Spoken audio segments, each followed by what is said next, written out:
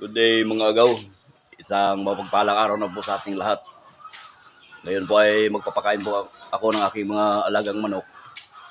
Oras po ngayon, 6:15 ng umaga.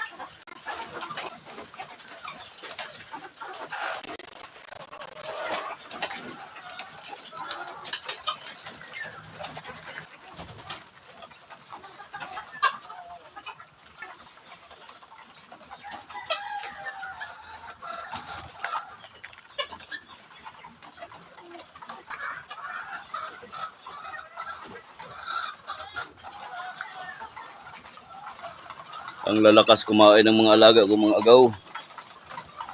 Yan po yung magandang tingnan kasi po pag walang ganang kumain, problema na po yun.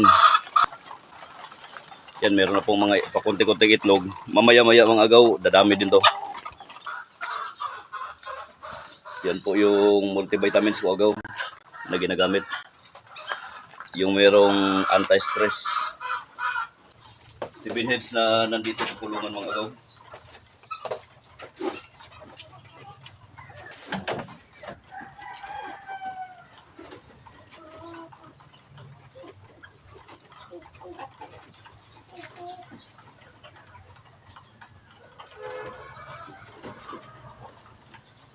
Yan, merong isang itlog.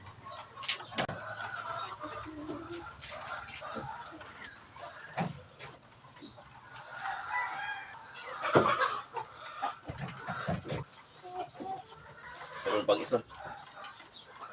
Mamaya-maya, madadagdagan niya ng 5.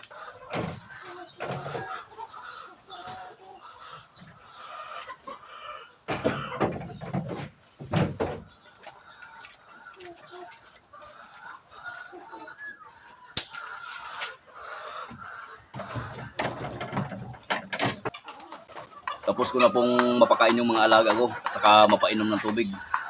Ngayon naman po, maglalagay naman po ako ng pampaalis ng amoy ng mga ipot para wala pong langaw.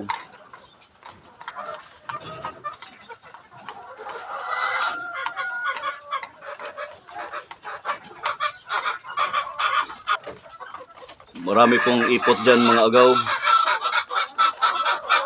Tsaka umulan din kagabi, kahapon hanggang gabi. Kaya maglalagay naman ako ng chlorine para maalis ko yung mabahong amoy ng ipot. Tsaka iwas na rin po sa langaw.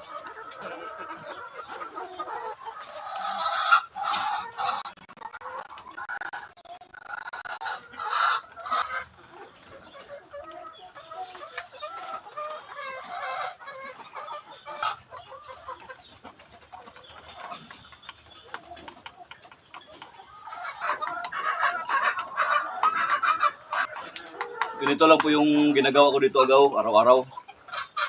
Bawat umaga po, nilalagyan ko po nito ng chlorine powder. Lalong-lalo na po, basa yung lupa kasi po umulan po kahapon at saka kagabi hanggang gabi. Kasi po pag wala pong mabahong amoy, wala pong langaw na dadapak po talaga sa manuka natin. Yun po yung amoy, mabahong amoy, yun po yung nagtatawag ng mga langaw para po sila ay pupunta dun sa mga manuka natin. At pag nakikita po yun ng mga basang ipot, dun na po sila lalabas ng kanilang mga itlog na magiging uod, umagot. At saka pag napipisa po yun, ay yan na yan po yung bagong henerasyon ng mga langaw. Kaya yun po yung iniiwasan ko dito mga agaw. Epektibo po talaga itong chlorine mga agaw. Pampatanggal, pampaalis ng mabahong amoy ng mga ipot. Kasi po pag walang mabahong amoy, wala po talagang langaw. Tatakpan ko ito ulit agaw kasi po makulimlim yung langit. baka uulan naman mamaya para iwas na rin basa sa mga ipot. Ganito lang po yung solusyon ko gaw. Para hindi mabasa yung mga ipot sa ilalim.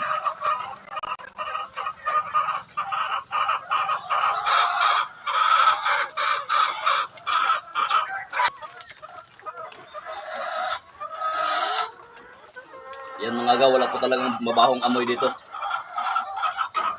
Ang maaamoy mo lang dito, yung amoy ng chlorine powder. So makikita nyo po, wala po talagang langaw dito gaw.